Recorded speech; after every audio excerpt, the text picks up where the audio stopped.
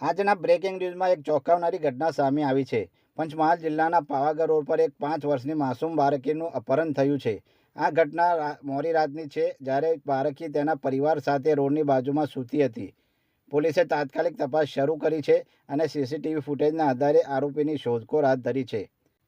આ ઘટના પાવાગઢ રોડ પર સાંઈ મંદિર નજીકના વિસ્તારમાં બની છે. બાળકીના પરિવારના જણાવ્યા મુજબ તેઓ એક શ્રમજીવી છે અને રોડના ફૂટપાથ પર રાત વિતાવી રહ્યા હતા, ત્યારે મોડી રાતે એક અજાણી વ્યક્તિ આવી અને બાળકીને ઉઠાવી લઈ ગઈ.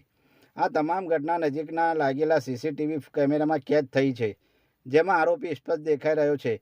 પરિવારની ફરિયાદ પર હાલોલ પોલીસ સ્ટેશને અપહરણનો ગુનો નોંધ્યો છે. જિલ્લા પોલીસ વડા અને ડીવાયએસપીના માર્ગદર્શન હેઠળ જુદી જુદી ટીમો બનાવવામાં આવી છે. પોલીસે આસપાસના વિસ્તારોમાં વધુ સીસીટીવી ફૂટેજ તપાસવાનું શરૂ કર્યું છે અને સ્થાનિક લોકોના નિવેદનો પણ લઈ રહી છે. આ ઘટનાથી વિસ્તારમાં ભયનો માહોલ ફેલાયો છે. પોલીસ તરફથી કહેવામાં આવ્યું છે કે જો તમારી પાસે કોઈ માહિતી હોય તો તાત્કાલિક હાલોલ પોલીસને જાણ કરો.